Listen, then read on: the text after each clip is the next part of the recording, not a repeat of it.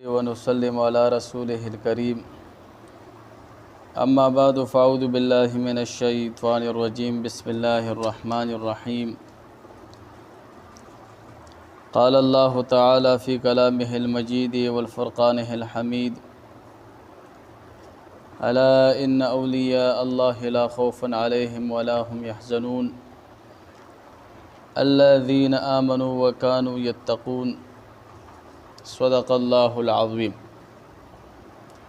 وصدق رسوله النبي الكريم ونحن على ذلك لمن الشاهدين والشاكرين.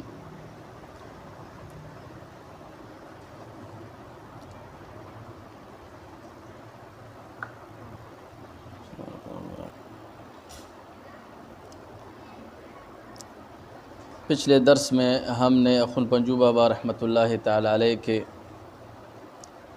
بچپن کے کچھ حالات بیان کیے تھے. آج انشاءاللہ ان کے ابتدائی تعلیم کے متعلق اور اکبر پورہ کی تاریخ کے متعلق چند باتیں کریں گے.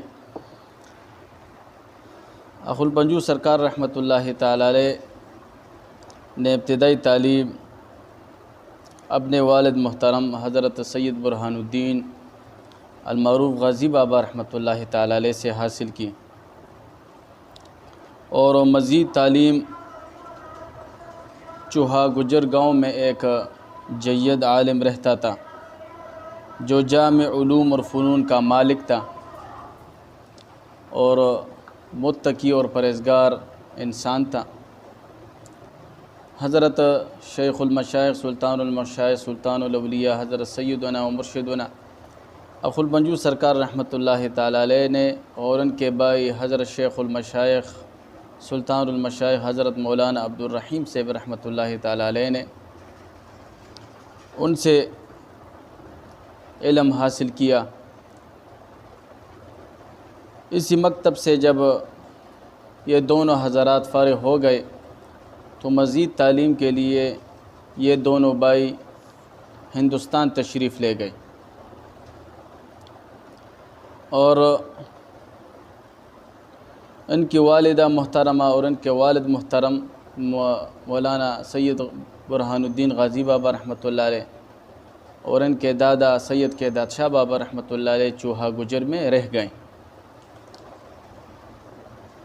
ہندوستان میں اخن پنجو سرکار رحمۃ اللہ علیہ نے روہیکنڈ کے علاقے کے قریب ایک گاؤں تھا سنبلی گاؤں میں ایک مدرسہ تھا، ایک دارالعلوم تھا. وہاں پر اخن پنجو سرکار رحمۃ اللہ تعالی علیہ نے علم حاصل کیا. اسی وجہ سے تاریخ کے بعض کتابوں میں حضرت اخن پنجو سرکار رحمۃ اللہ تعالی علیہ کو سنبلی بابا بھی کہتے ہیں کیونکہ آپ نے سنبل گاؤں میں علم حاصل کیا تھا. اسی وجہ سے حضرت سیدنا اخن پنجو سرکار رحمۃ اللہ علیہ کو سنبلی بابا بھی کہتے ہیں. حضرت سید اخن پنجو سرکار رحمۃ اللہ علیہ اور ان کے بھائی محترم جب سنبلی گاؤں سے واپس تشریف لے آئے، علم سے فارغ ہو گئے، تو واپس آپ رحمۃ اللہ تعالی علیہ چوہا گجر کی طرف تشریف لے آئے. کچھ عرصہ بعد حضرت سید اخن پنجو سرکار رحمۃ اللہ تعالی علیہ کے دادا حضرت سید کیداد شاہ بابا رحمۃ اللہ تعالی علیہ پردہ فرما گئے اور چوہا گجر میں ان کو دفن کیا گیا. آج بھی ان کا قبر ہمیں معلوم ہے اور ان کی قبر کی زیارت کے لیے ہم جاتے ہیں. سید کیداد شاہ بابا رحمۃ اللہ تعالی علیہ. وقت گزرتا رہا، حضرت سید اخن پنجو سرکار رحمۃ اللہ تعالی علیہ چوہا گجر میں اپنے والد محترم کے ساتھ زندگی گزار رہے تھے. ایک دن پشاور کے ایک حاکم نے سپاہیوں کے ساتھ اپنے شکاریوں کے ساتھ چوہا گجر کی طرف سفر کیا کیونکہ چوہا گجر کے گرد و نواح میں ایک بہت بڑا جنگل تھا. لوگ شکار کے لیے بہت زیادہ آتے تھے. تو پشاور کا جو حاکم تھا وہ اپنے سپاہیوں کے ساتھ شکار کے لیے ادھر آیا تھا۔ صبح سے دوپہر تک وہ شکار کی تلاش میں رہا، لیکن اس نے کوئی شکار نہیں کیا اور بہت تھکا ہوا تھا۔ بادشاہ نے اپنے دوستوں سے کہا، اپنے شکار بھائیوں سے کہا کہ میرے لیے کچھ پانی کا بندوبست کریں کیونکہ میں بہت پیاسا ہوں۔ سپاہی پانی کی تلاش میں نکل گئے۔ جب انہوں نے پانی ڈھونڈ لیا تو ایک مٹکے میں وہ پانی ڈال دیا، لیکن جیسے ہی وہ مٹکا بادشاہ کی طرف لے جا رہے تھے، ان کی نظر سیدنا خلپنجو سرکار رحمۃ اللہ تعالی علیہ پر پڑ گئی۔ تو وہ خلپنجو سرکار رحمۃ اللہ علیہ کو نہیں پہچانتے تھے، تو انہوں نے سید خلپنجو سرکار رحمۃ اللہ علیہ کو آواز دی کہ آؤ یہ مٹکا اپنے سر پر رکھ دو اور ہمارے ساتھ چلے جاؤ۔ سید خلپنجو سرکار رحمۃ اللہ تعالی علیہ نے ان کے حکم کی تعمیل فرمائی اور مٹکا اپنے سر مبارک پر رکھ دیا۔ خلپنجو سرکار رحمۃ اللہ علیہ آگے جا رہے تھے اور سپاہی ان کے پیچھے جا رہے تھے۔ وہ سپاہیوں نے ایک عجیب منظر دیکھا کہ سید خلپنجو سرکار رحمۃ اللہ تعالی علیہ کے سر مبارک سے وہ مٹکا 3 گز اوپر جا رہا ہے۔ وہ سپاہی ایک دوسرے کو کہنے لگے کہ یہ کیا معاملہ ہے، یہ مٹکا، یہ برتن تو اس کے سر کے اوپر جا رہا ہے، اس کے سر پر نہیں پڑا ہے۔ تو وہ بہت حیران ہو گئے۔ جب وہ بادشاہ کے پاس پہنچ گئے تو انہوں نے یہ سارا واقعہ بادشاہ کو سنا دیا کہ اس طرح اس درویش میں، یہ فقیر میں ہم نے یہ بات دیکھی۔ تو بادشاہ نے حضرت سید خلپنجو سرکار رحمۃ اللہ تعالی علیہ سے معافی مانگ لی، اور یہ کرامت چوہا گجر میں سورج کی روشنی کی طرح بہت جلد پھیل گئی کہ خلپنجو سرکار رحمۃ اللہ تعالی علیہ کے سر مبارک سے مٹکا 3 گز اوپر جا رہا تھا۔ تو یہ بات بہت جلد پھیل گئی۔ تو چوہا گجر کے جتنے بھی لوگ تھے وہ حضرت سید خلپنجو سرکار رحمۃ اللہ علیہ کے عقیدت مند ہو گئے۔ ان کے پاس دعا کے لیے آتے تھے، دم درود کے لیے آیا کرتے تھے، شکرانے لایا کرتے تھے، اپنے جانور لایا کرتے تھے۔ اس طرح خلپنجو سرکار رحمۃ اللہ تعالی علیہ کے گھر میں بہت زیادہ جانور آ گئے۔ تو کبھی کبھار حضرت سید خلپنجو سرکار رحمۃ اللہ تعالی علیہ اپنے یہ جانور چرانے کے لیے جنگل لے جایا کرتے تھے۔ تو اسی وجہ سے بعض بیوقوف لوگوں نے اور کم عقل لوگوں نے حضرت سید خلپنجو سرکار رحمۃ اللہ علیہ کے متعلق یہ بات کہی کہ حضرت سید خلپنجو سرکار رحمۃ اللہ علیہ ایک گجر تھے، حالانکہ حضرت سید خلپنجو سرکار رحمۃ اللہ تعالی علیہ الحسنی والحسینی سید تھے۔ ان کے پاس جو جانور تھے وہ شکرانے کے طور پر لوگ لایا کرتے تھے۔ حضرت سید خلپنجو سرکار رحمۃ اللہ تعالی علیہ الحسنی والحسینی سید تھے۔ اکبر بادشاہ نے، جلال الدین اکبر بادشاہ نے 989 ہجری میں پشاور پر حملہ کیا اور اٹک کے مقام پر اس نے اکبر قلعہ بنا دیا، اور بادشاہ جہانگیر کے نام پر اس نے جہانگیرے بنا دیا۔ ابھی بھی جہانگیرے گاؤں ہے ادھر اٹک کے قریب۔ جلال الدین اکبر نے جب پشاور کے حاکم کو قتل کر دیا اور پشاور پر جلال الدین اکبر نے قبضہ ڈال دیا، تو حضرت سید خلپنجو سرکار رحمۃ اللہ تعالی علیہ کے والد محترم نے پشاور کی طرف ہجرت کی۔ چوہا گجر سے آپ پشاور کی طرف تشریف لے آئیں، اور پشاور میں قلعہ بالسار کے قبلے کی طرف آپ نے پڑاؤ ڈال دیا، وہیں پر رہنے لگے۔ حضرت خلپنجو سرکار رحمۃ اللہ تعالی علیہ اپنے والدین کے ساتھ ادھر زندگی گزار رہے تھے۔ اور پشاور کے شمال کی طرف کبھی کبھار اپنے جانور کو چرانے کے لیے لے جایا کرتے تھے۔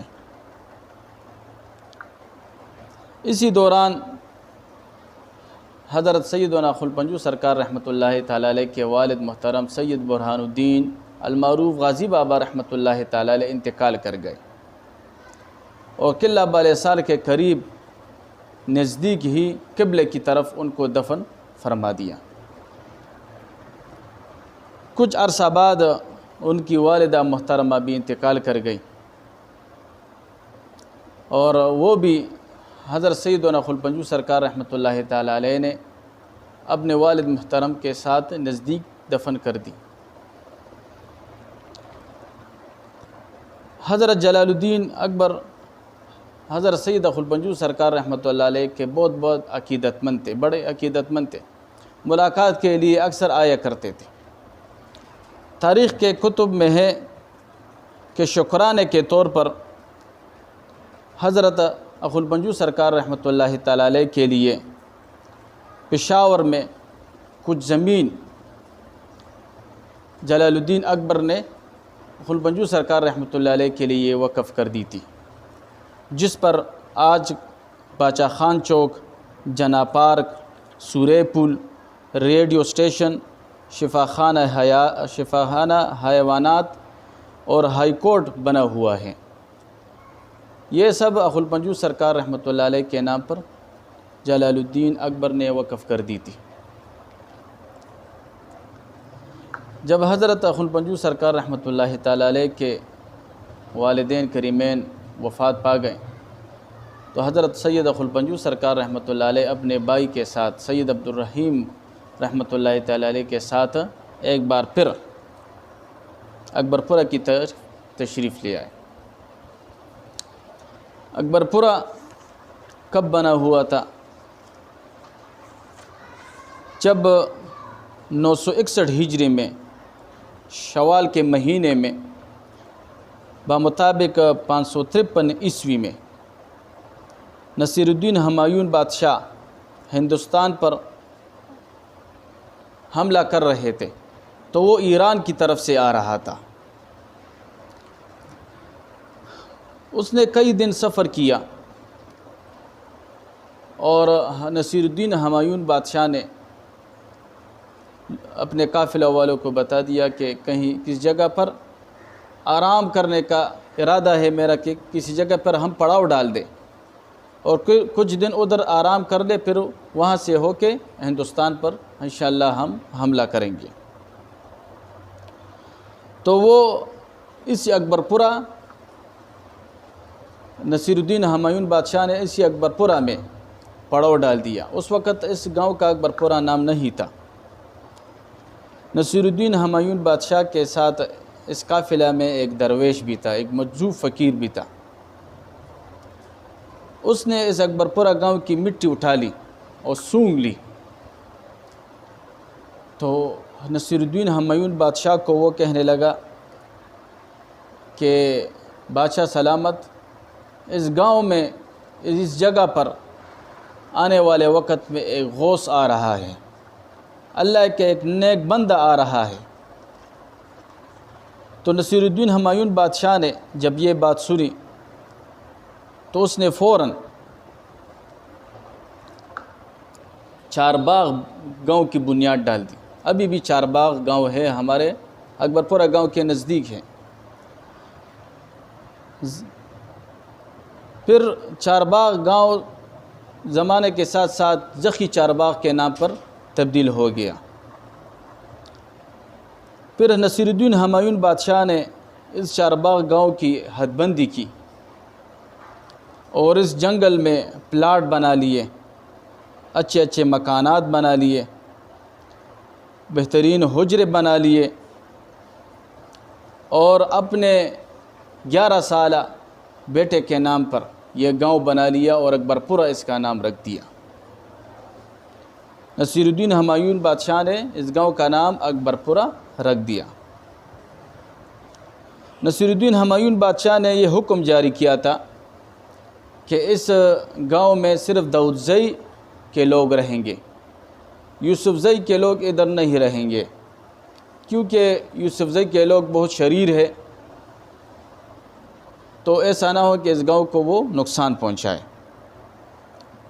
تو نصیر الدین ہمایون بادشاہ نے اکبر پورہ میں 40 محلے بنا دیے اور ہر محلے کے ساتھ ایک بڑا حجرہ بھی بنا دیا، اور داؤدزئی کے علاقے کے لوگوں کو یہ گھر، یہ مکانات اس نے وقف کر دیے۔ حکومت کے نظام چلانے کے لیے اس نے شاہی ساز و سامان کے لیے ایک عدالت بنا لیا۔ فوج کے سیر و تفریح کے لیے اس نے ایک شاہی بالا اور شاہی پایان بنا دیا، جو آج کل شندی پایان اور شندی بالا کے نام سے مشہور ہیں۔ اور شندی بالا اور شندی پایان کے قریب ایک کچا قلعہ بنا دیا نصیر الدین ہمایون بادشاہ نے، ایک کچا قلعہ بنا دیا۔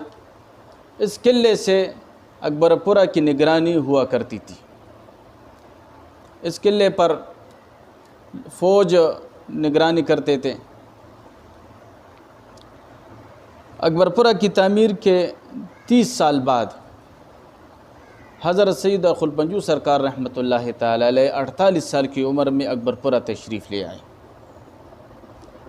اکبر پورہ کے بننے کے بعد، اکبر پورہ کے 30 سال بننے کے بعد، 30 سال ہو گئے تھے اکبر پورہ کے، کہ حضرت سید خلپنجو سرکار رحمۃ اللہ تعالی علیہ 48 سال کی عمر میں اکبر پورہ تشریف لے آئے۔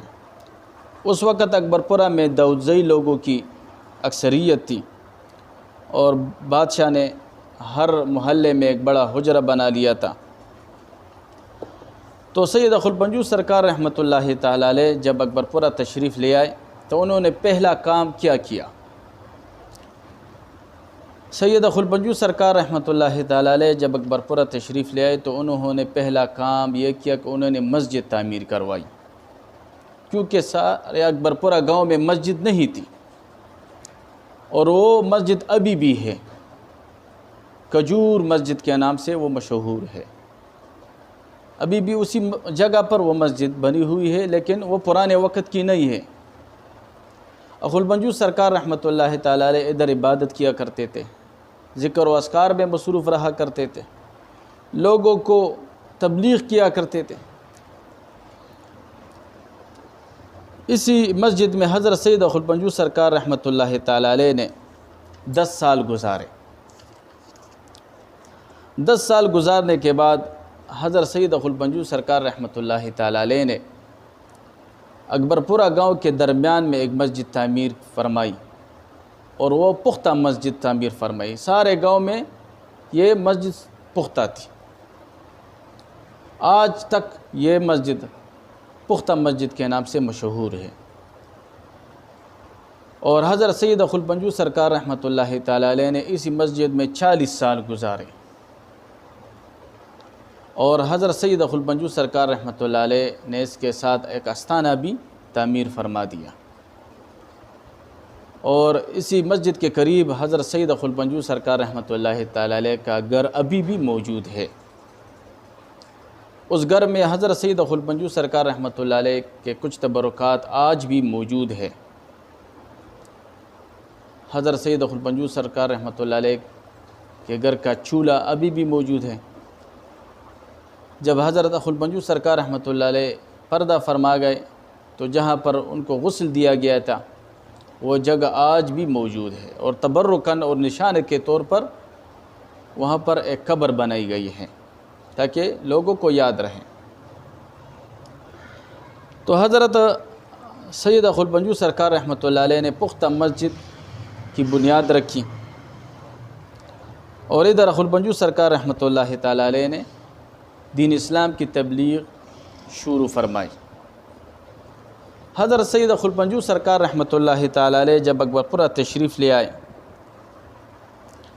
تو اس گاؤں میں ایک گمراہ پیر رہتا تھا جس کا نام پیر سرمست تھا۔ پیر سرمست جو پیر تاریکی کا مرید تھا، اور اس نے سارے گاؤں میں گمراہی پھیلائی ہوئی تھی۔ لوگ نماز نہیں پڑھتے تھے، اللہ کی پہچان لوگ بھول گئے تھے۔ ہر حجرے میں چرس، بنگ، نشے وغیرہ ہوا کرتی تھی، ناچنا وغیرہ، رقص، یہ تو لوگوں کا عام رواج تھا۔ حضرت اخو الپنجو سرکار رحمۃ اللہ تعالیٰ علیہ نے جب یہ منظر دیکھ لیا تو بہت زیادہ پریشان ہو گئے کہ یہ لوگ تو اللہ تعالیٰ سے بہت زیادہ دور ہیں۔ حالانکہ دعابہ بنیر سوات میں حضرت سید علی پیر بابا رحمۃ اللہ تعالیٰ نے بہت کام کیا تھا۔ دعابہ بنیر اور سوات میں حضرت پیر بابا رحمۃ اللہ تعالیٰ علیہ کے بہت زیادہ مرید تھے۔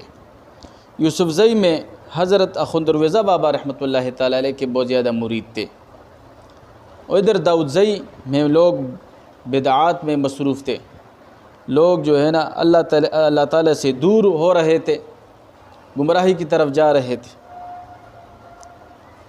تو حضرت اخو الپنجو سرکار رحمۃ اللہ تعالیٰ علیہ نے ایک مشن شروع کیا تبلیغ اسلام کا۔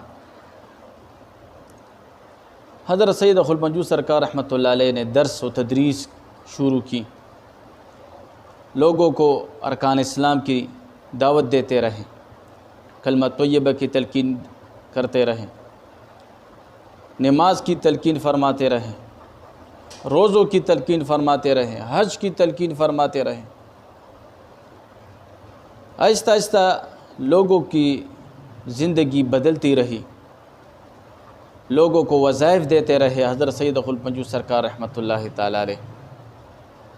آہستہ آہستہ لوگوں میں انقلاب آ گیا، ایک جماعت حضرت اخو الپنجو سرکار رحمۃ اللہ علیہ کے ساتھ بن گئی۔ پیر سرمست اخو الپنجو سرکار رحمۃ اللہ علیہ کے بہت زیادہ خلاف تھا، کیونکہ پیر سرمست ایک گمراہ شخص تھا، وہ لوگوں کو گمراہ کر رہا تھا۔ حضرت اخو الپنجو سرکار رحمۃ اللہ تعالیٰ علیہ لوگوں کو اللہ تعالیٰ کی ہدایت کی روشنی دے رہے تھے۔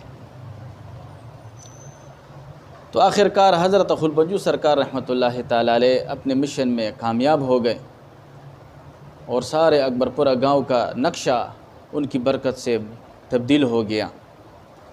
پیر سرمست اکبر پورہ گاؤں سے بھاگ گیا، اور تیرا گاؤں میں، تیرا کے پہاڑوں میں اس کو کسی نے مار دیا، وہاں پر اس کو دفن کیا گیا۔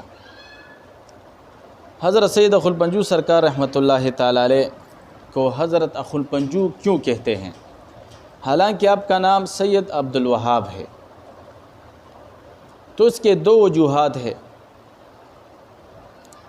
اور وجوہات پہ لوگ بیان فرماتے ہیں۔ جو مشہور وجہ ہے کہ حضرت سید عبد الوہاب المعروف سید اخو الپنجو سرکار رحمۃ اللہ علیہ کو اخو الپنجو بابا رحمۃ اللہ علیہ کیوں کہتے ہیں؟ تو حضرت اخو الپنجو سرکار رحمۃ اللہ تعالیٰ علیہ جب اکبر پورہ تشریف لے آئے تو آپ نے ارکان اسلام کی تبلیغ شروع فرمائی۔ پیر سرمست گمراہ شخص تھا، ان کے جو رفقات مرید تھے وہ بہت زیادہ پریشان ہو گئے۔ تو ایک دفعہ ان کی مجلس میں اخو الپنجو سرکار رحمۃ اللہ علیہ کا تذکرہ چڑھ گیا، بس شروع ہو گیا۔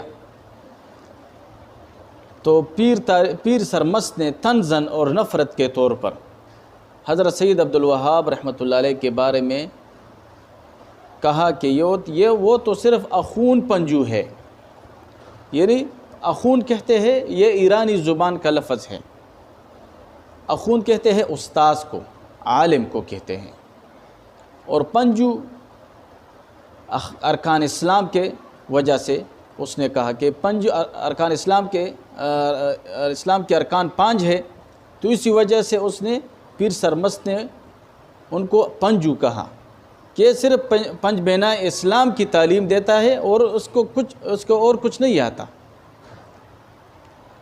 اس نے نفرت کے طور پر یہ اخون پنجو لفظ کہا۔ جب حضرت سید عبد الوہاب رحمۃ اللہ تعالیٰ علیہ تک یہ بات پہنچ گئی تو حضرت سید عبد الوہاب المعروف اخو الپنجو سرکار رحمۃ اللہ علیہ بہت زیادہ خوش ہو گئے، ان کے ساتھ جو شاگرد بیٹھے ہوئے تھے، مریدین بیٹھے ہوئے تھے، ان کو فرمانے لگے کہ میرے بچوں دعا کے لیے ہاتھ اٹھاؤ، دعا کے لیے ہاتھ اٹھاؤ اور میرے لیے دعا کرو کہ قیامت تک اس خلپنجو رحمۃ اللہ تعالیٰ علیہ کے نام سے میں مشہور ہو جاؤں، کیونکہ یہ ارکان اسلام کی نسبت سے ہے۔ پیر سرمست نے مجھے خلپنجو کہا ہے، لیکن یہ ارکان اسلام کی نسبت سے کہا ہے کہ میں ارکان اسلام کی تعلیم دیتا ہوں، اسی وجہ سے۔ تو حضرت سید عبدالوہاب رحمۃ اللہ تعالیٰ علیہ کی یہ دعا اللہ تعالیٰ نے قبول فرمائی، اور آج تک لوگ ان کو اپنے نام سے نہیں زیادہ لوگ ان کو اپنے نام سے نہیں جانتے ہیں۔ بچوں کو بھی کہو کہ خلپنجو بابا رحمۃ اللہ علیہ کہاں ہے تو وہ آپ کو بتا دے گا۔ اس کی دوسری وجہ یہ ہے کہ حضرت خلپنجو سرکار رحمۃ اللہ تعالیٰ علیہ کو اپنے شیخ اور مرشد، ان کے جو شیخ اور مرشد تھے حضرت امیر اللہ ابو الفتح کمباچی رحمۃ اللہ تعالیٰ علیہ، حضرت سید خلپنجو سرکار رحمۃ اللہ علیہ کے مرشد پاک تھے، انہوں نے دعا فرمائی تھی۔ اور جب حضرت خلپنجو سرکار رحمۃ اللہ تعالیٰ علیہ کو وہ بیعت فرما رہے تھے تو حضرت خلپنجو سرکار رحمۃ اللہ علیہ نے ان کے دربار میں درخواست کی اپنے مرشد کی کہ آپ میرے لیے دعا کریں کہ مجھے لوگ خلپنجو بابا رحمۃ اللہ علیہ کے نام سے یاد کرتے رہیں۔ تو حضرت سید امیر اللہ ابو الفتح کمباچی رحمۃ اللہ تعالیٰ علیہ، جو حضرت سید خلپنجو سرکار رحمۃ اللہ علیہ کے مرشد پاک تھے، انہوں نے دعا کی اور فرمایا کہ آپ کی دعا اللہ تعالیٰ نے قبول فرمائی ہے، اور انشاءاللہ آپ قیامت تک خلپنجو بابا رحمۃ اللہ علیہ کے نام سے یاد کیے جائیں گے۔ پھر حضرت خلپنجو سرکار رحمۃ اللہ تعالیٰ علیہ کو اپنے شیخ اور مرشد نے کہا کہ آپ کو پیر سرمست نے نفرت اور تنزن خلپنجو کہا ہے، لیکن میں آپ کے لیے دعا گو ہوں کہ وقت کے 5 بادشاہ ہر وقت آپ کے عقیدت مند رہیں گے، آپ کے عقیدت مند رہیں گے۔ تو اسی وجہ سے بھی حضرت سید عبدالوہاب خلپنجو بابا رحمۃ اللہ علیہ کو خلپنجو کہتے ہیں، کیونکہ ان کو اپنے مرشد نے دعا کی تھی کہ آپ کے ہر وقت 5 بادشاہ آپ کے عقیدت مند رہیں گے، جس میں جہانگیر بادشاہ، شاہ جہاں، نصیر الدین ہمایون بادشاہ، شیر شاہ سوری اور اکبر اعظم، یہ سارے حضرت سید خلپنجو سرکار رحمۃ اللہ علیہ کے عقیدت مند تھے۔ تو اسی وجہ سے حضرت سید خلپنجو سرکار رحمۃ اللہ علیہ کو خلپنجو کہتے ہیں۔ حضرت سید خلپنجو سرکار رحمۃ اللہ علیہ کے شیخ اور مرشد سید تھے امیر اللہ ابو الفتح کمباچی رحمۃ اللہ تعالیٰ علیہ، ایک سید تھے۔ تاریخ کے کتب میں ان کو میر بھی کہا جاتا ہے، شیخ بھی کہا جاتا ہے، اور ان کا اپنا نام امیر اللہ ہے، امیر اللہ۔ کمباچی ان کو کیوں کہتے ہیں؟ کمباچی کماچا سے ہے، اور کماچا روٹی رکھنے کو کہتے ہیں، روٹی رکھنے کو، جس طرح قطب الدین بختیار کاکی، ان کا اپنا نام بختیار ہے، لیکن کاکی ان کو کیوں کہتے ہیں؟ کیونکہ ان کو خشک روٹی بہت زیادہ پسند تھی، تو اسی وجہ سے حضرت قطب الدین بختیار کے ساتھ کاکی کا لفظ بھی تاریخ میں شامل کیا گیا ہے۔ تو اس طرح حضرت امیر اللہ ابو الفتح کمباچی رحمۃ اللہ تعالیٰ علیہ کو کمباچی اس لیے کہتے ہیں کہ آپ بہت زیادہ مہمان نواز تھے، لوگوں کے سامنے لنگر رکھ دیا کرتے تھے، روٹی رکھ دیا کرتے تھے، تو اسی وجہ سے۔ بعض لوگ کہتے ہیں کہ یہ امیر اللہ ابوالفتح رحمۃ اللہ تعالیٰ علیہ کمباچی گاؤں کے رہنے والے تھے، اسی وجہ سے ان کو کمباچی بھی کہتے ہیں، لیکن یہ بات زیادہ صحیح نہیں ہے۔ تاریخ کے بعض کتب میں ان کو عبد الفتاح بھی کہا گیا ہے، لیکن یہ غلط ہیں۔ ان کا اپنا نام ابو الفتح امیر اللہ ہے، عبد الفتاح نہیں ہے۔ حضرت شیخ ابو الفتح کمباچی رحمۃ اللہ تعالیٰ علیہ نے کتابیں بھی لکھی ہیں، قدیم کتب خانہ میں آج بھی ان کی کچھ کتابیں ملتی ہیں۔ ان کے ایک کتاب آج بھی مشہور ہے، سبع سما، یہ غلام منجو سرکار رحمۃ اللہ علیہ کے مرشد پاک کی کتاب ہے، اور حضرت غلام منجو سرکار رحمۃ اللہ تعالیٰ علیہ کے شیخ اور مرشد ہمیشہ استغراق میں رہتے تھے، لوگوں سے پوشیدہ زندگی گزارتے تھے، ان پر وجدانی کیفیت آتی تھی لیکن وہ ضبط کرتے تھے، اور ہمیشہ ایک جگہ سے دوسری جگہ منتقل ہوتے رہتے تھے تاکہ لوگ مجھے نہ پہچانیں اور لوگوں میں مشہور نہ ہو جاؤ اور لوگ آپ کے حال سے واقف نہ ہو جائیں۔ یہی وجہ تھی کہ حضرت امیر اللہ ابوالفتح کمباچی رحمۃ اللہ تعالیٰ علیہ کے مرید بہت زیادہ نہیں تھے، کیونکہ انہوں نے لوگوں سے پوشیدہ زندگی گزاری تھی۔ اچھا، غلام منجو سرکار رحمۃ اللہ تعالیٰ علیہ کو انہوں نے کس طرح بیعت کیا تھا؟ تو تاریخ کے کتب میں آتا ہے کہ 991 ہجری میں جب حضرت سید علی المعروف پیر بابا رحمۃ اللہ علیہ پردہ فرما گئے تو افغانستان اور خراسان قطب سے خالی ہو گیا،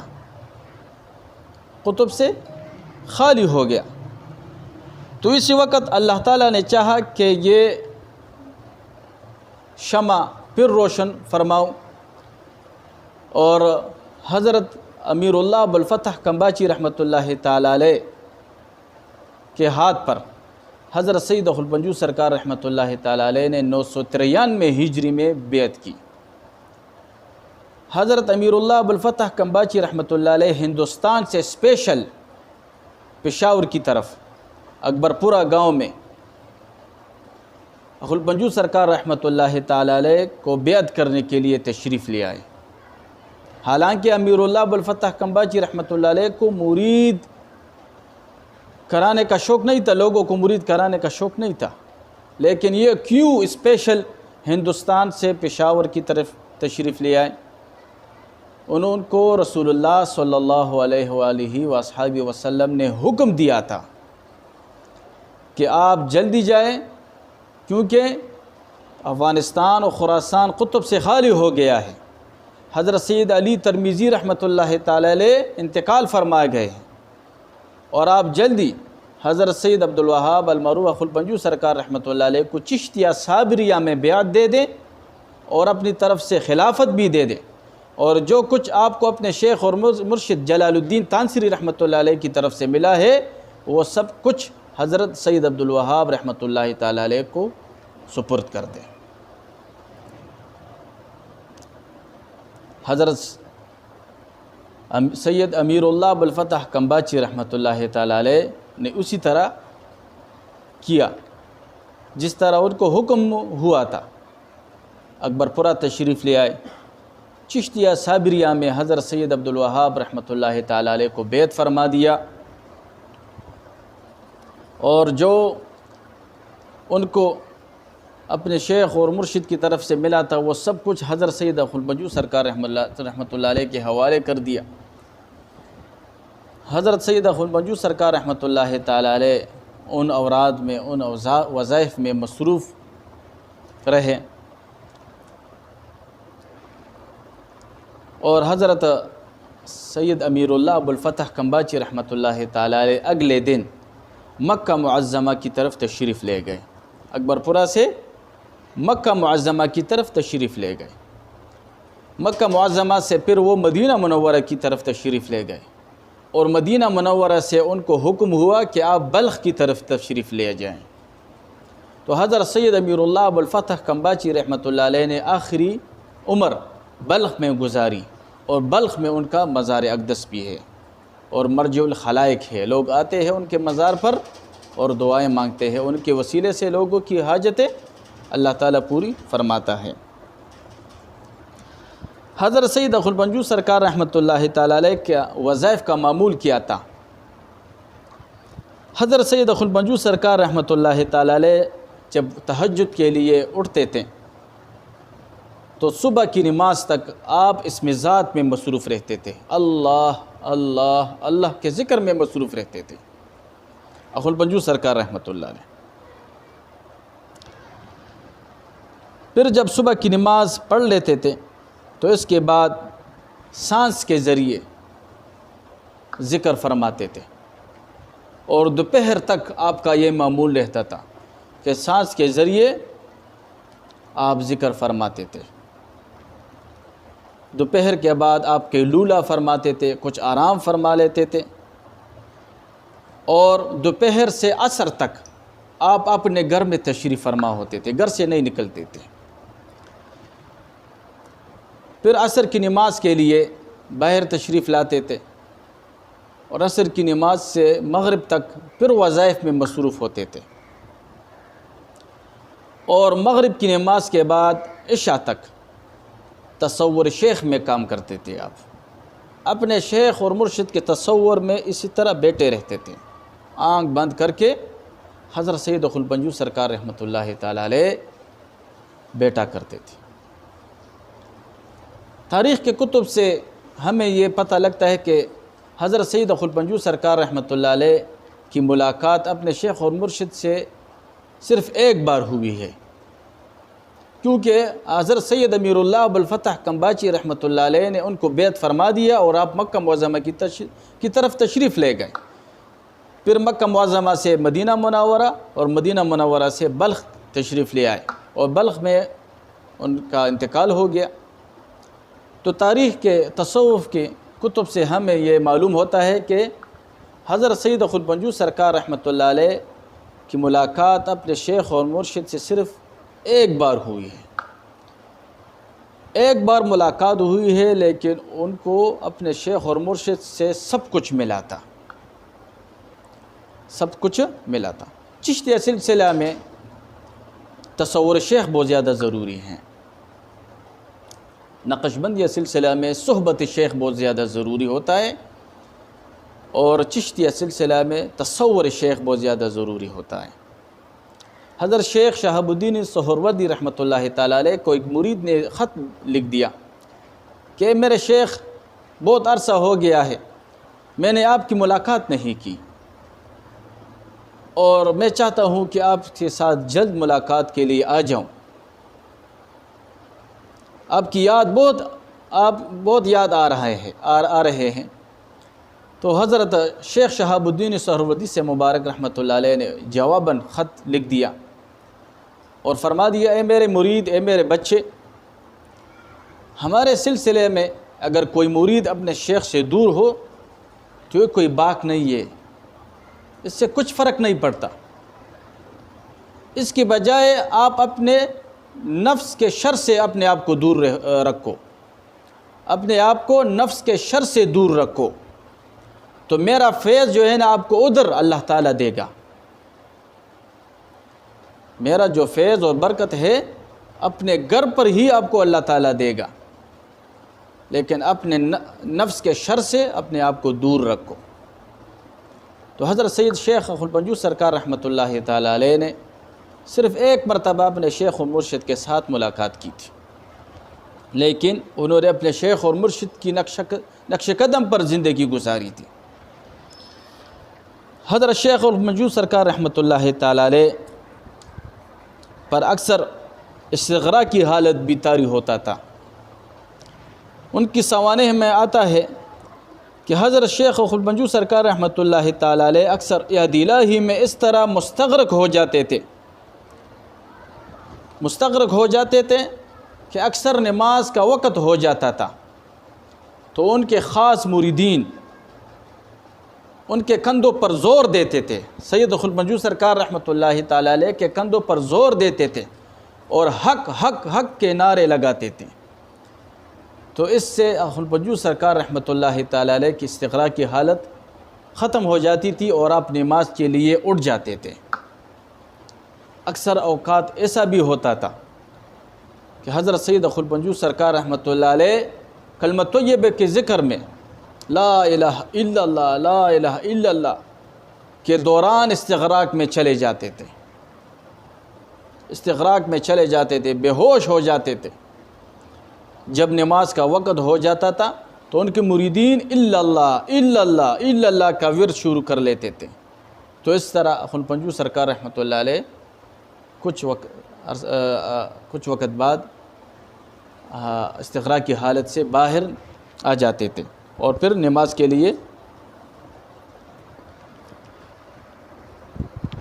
لیے کھڑے ہو جاتے تھے۔ حضرت سید خلفنجو سرکار رحمۃ اللہ تعالیٰ علیہ نے جہاد کے سلسلے میں بہت زیادہ خدمات کی ہیں۔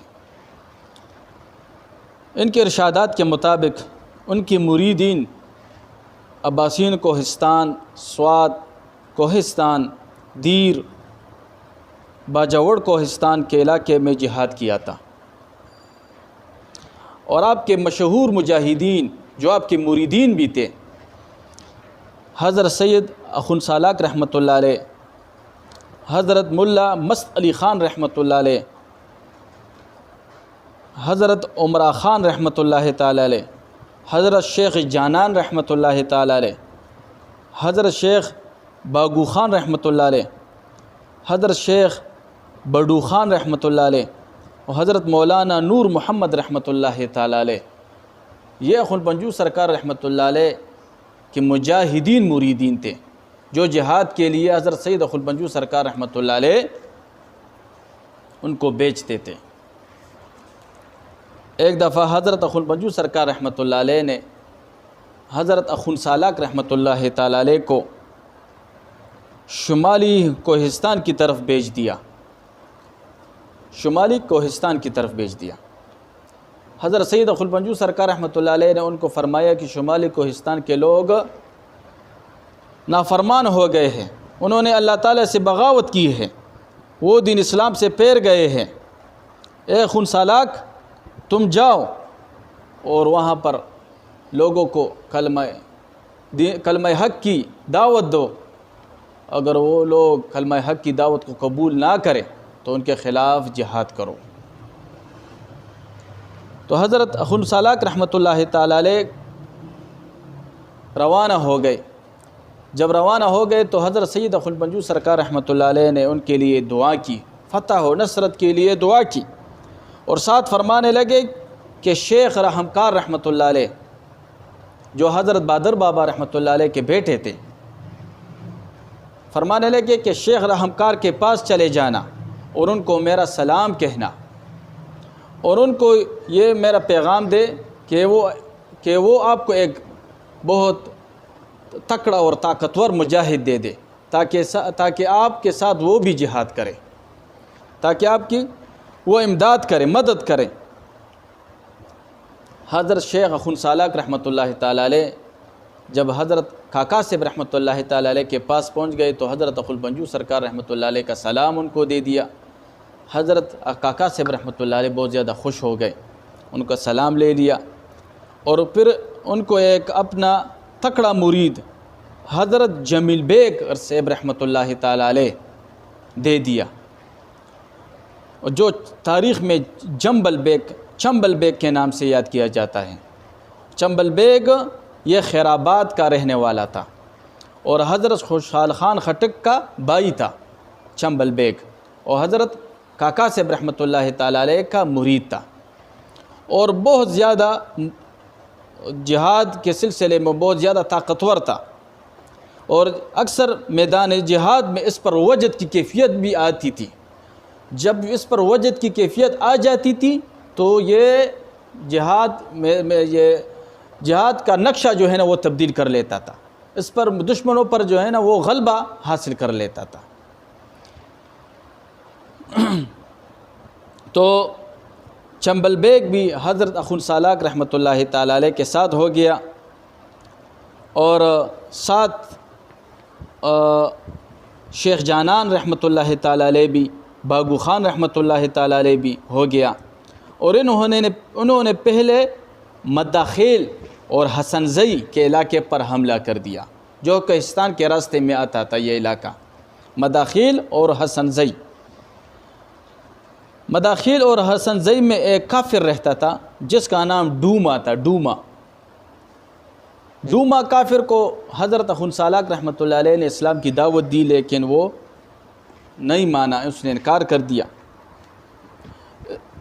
ڈوما کافر کے خلاف حضرت اخن سالاک رحمۃ اللہ تعالیٰ علیہ نے اعلان جہاد کیا، اس پر حملہ کیا، اور انہوں کو اللہ تعالیٰ نے فتح دے دیا، اور پھر اس کے بعد کوہستان کی طرف تشریف لے گئے، اور اللہ تعالیٰ نے حضرت اخن سالاک رحمۃ اللہ تعالیٰ علیہ کو کوہستان میں بھی فتح عطا فرما دیا۔